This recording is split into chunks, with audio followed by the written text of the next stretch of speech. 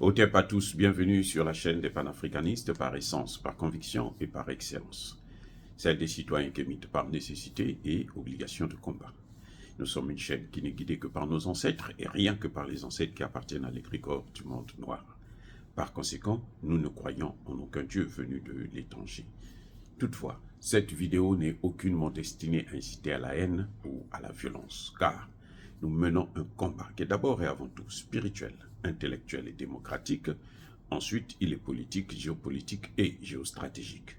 Contre l'impérialisme, le colonialisme, le néocolonialisme et l'endocolonat, qui sont tous qualifiés de crimes contre l'humanité. Nous menons ce combat sur la base du principe fondamental que nous avons hérité de nos ancêtres kémites, qui est celui de la Mahat, c'est-à-dire solidarité, vérité et justice.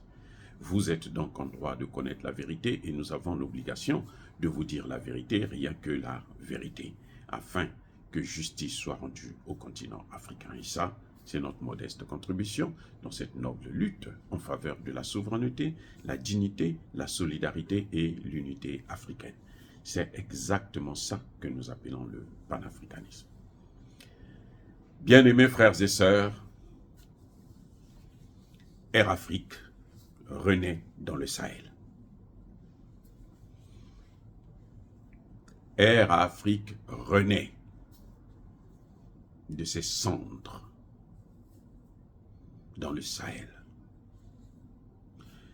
Le 25 novembre 2023, les ministres de l'économie et des finances des États du Sahel, c'est-à-dire le Mali, le Burkina Faso et le Niger, se sont rencontrés. Les trois ministres ont décidé, premièrement, je vous ai déjà parlé de cette rencontre dans une précédente vidéo, mais là je suis en train de donner des détails un à un. Premièrement, création d'une compagnie aérienne commune. Une compagnie aérienne qui appartiendra au Mali, au Burkina Faso et au Niger. Pas une compagnie aérienne du Niger, une compagnie pour le Burkina et une compagnie pour le Mali. Non, une compagnie pour les trois États. Les trois. Ils vont mettre l'argent. Ils ont même créé un fonds de finance, un fonds d'investissement, de stabilisation. Et ils ont créé une banque d'investissement. C'est ce qu'ils vont faire. Donc, l'Alliance des États du Sahel, c'est le modèle à suivre pour l'Afrique. C'est ce que nous demandons pour les États-Unis d'Afrique. Je vous ai déjà parlé du CFA, c'est clair que le CFA, il est en route pour disparaître. Emmanuel Macron peut déjà faire le deuil du CFA. C'est pour ça qu'Emmanuel Macron a appelé encore Alassane Ouattara. C'est pour ça, hein. Ce n'est pas pour Soros, non. Soros, les comptes sont carottes sont cuites. C'est pour le Sahel, parce que Emmanuel Macron perd gros. Et ce qui va arriver, ça ne va pas s'arrêter seulement dans le Sahel. Ce qui est en train de faire, ça ne va pas s'arrêter dans le Sahel. On dit déjà qu'il y a des États, il y a au moins 2 États qui veulent faire partie de cette alliance. Voilà. Bref, c'est une nouvelle compagnie aérienne. C'est carrément Air Afrique qui renaît. On appellera ça peut-être Air Sahel, ou Sahel Airlines, ou bien même Air Afrique, c'est leur droit. S'ils peuvent prendre le même nom. Bref, en tout cas, les 3 États, vu ce que Air France a fait, le chantage que Air France a fait, au lieu de faire le business, Air France est sorti pour faire la politique. Air France aussi veut sanctionner. Air France veut faire du chantage. Ils ont dit non, ça suffit. Nous n'allons plus accepter ça. Maintenant, si Air France veut faire la concurrence, après, quand on aura notre compagnie, si elle veut faire la concurrence, on va voir si elle pourra tenir. Parce que nous, on va vendre moins cher. Là, on va vendre moins cher. Nous, c'est chez nous. On vend moins cher. Vous devez vendre cher, puisque le temps de quitter là-bas, venir jusque chez nous, pour venir prendre des clients et autres, ça va être difficile pour vous.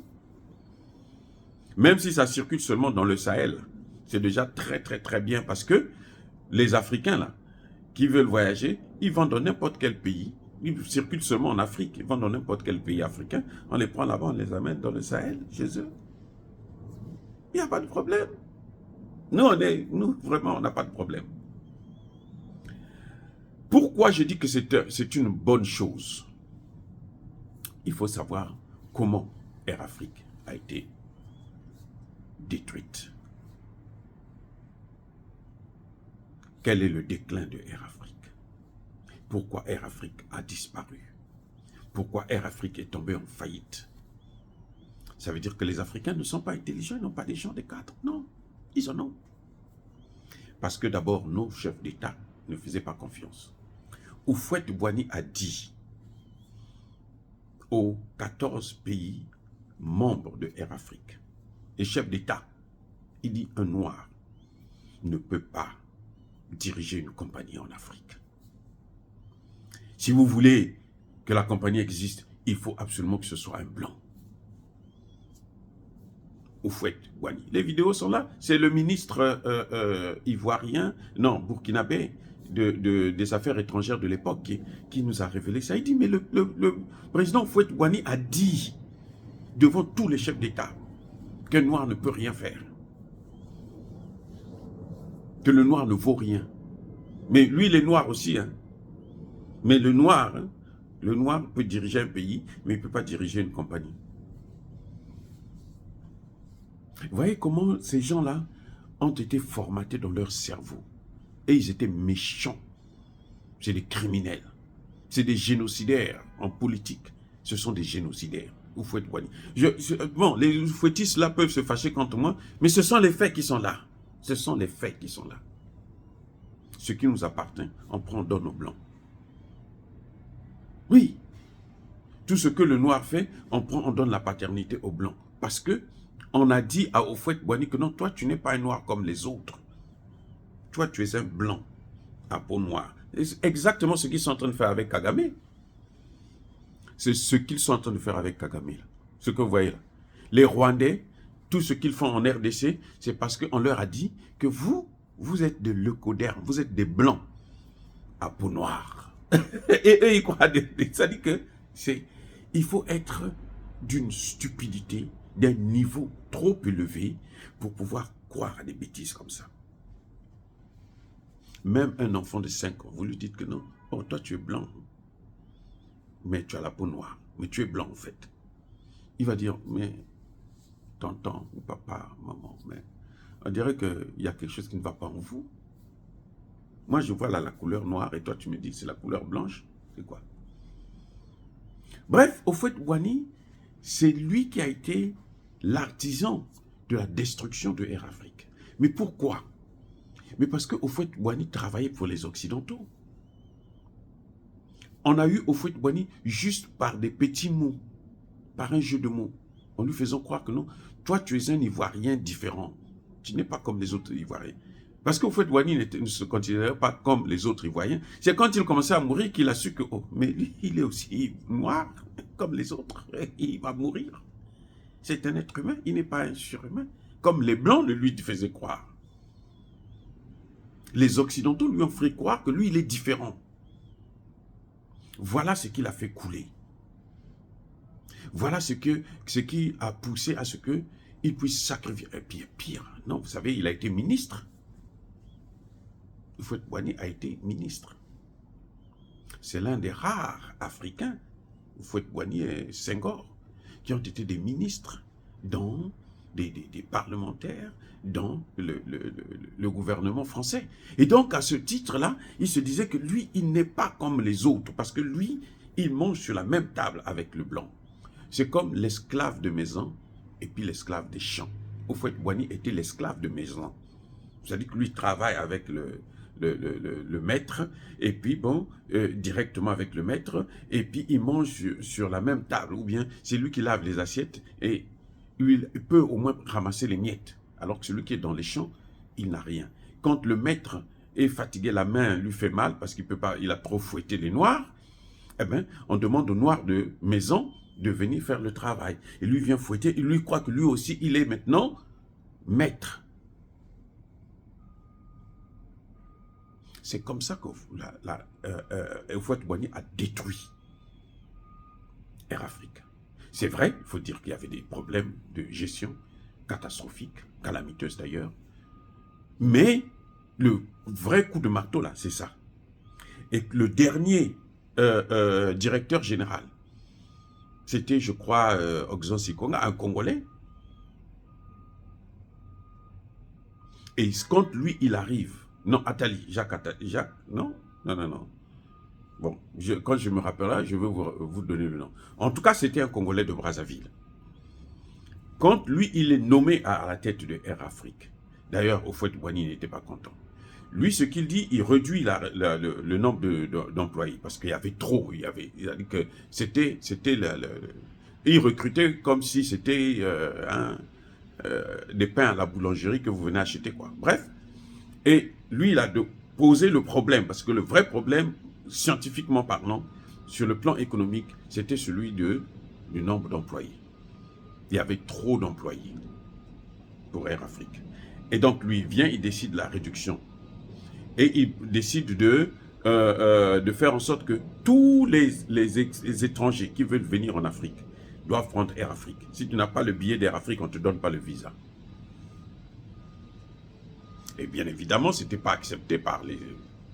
Mais quand même, il a pris la tête parce que depuis le début, c'était toujours des Ouest-Africains qui géraient la compagnie et ce sont eux qui ont fait couler. Maintenant, pour chercher des solutions, on est allé prendre celui-là qui est venu et qui était contesté parce que, bon, les dirigeants étaient trop occidentalisés. Et Houphouët-Boigny lui-même est allé prendre un blanc, un Français. Il est allé le prendre, il l'a amené, il l'a mis à la tête de Air Afrique. Le gars est venu. Il a acheté encore plus. La compagnie était en faillite. Hein. Il a endetté la compagnie avec des nouveaux Airbus. Les Airbus venaient de sortir là, donc il fallait les prendre en masse. Il n'avait pas de clients. Donc, Air Afrique était le premier, le grand client. Il a acheté, acheté, acheté. Et puis, quelques mois plus tard, imaginez quoi? La compagnie a coulé, définitivement. Voilà comment Air Afrique est morte. Air Afrique est mort dans des conditions purement africaines. L'idiotie, le complexe de l'Africain vis-à-vis de l'Occidental. Donc, la différence avec les États du Sahel, un, c'est des pays qui ne sont pas complexés. Deux, c'est des pays qui ont compris la nécessité de changer de partenaire. Trois, c'est des pays qui ont compris qu'il faut sortir du franc CFA, parce qu'on ne peut pas nous lier avec une monnaie. Nous sommes capables de fabriquer notre monnaie.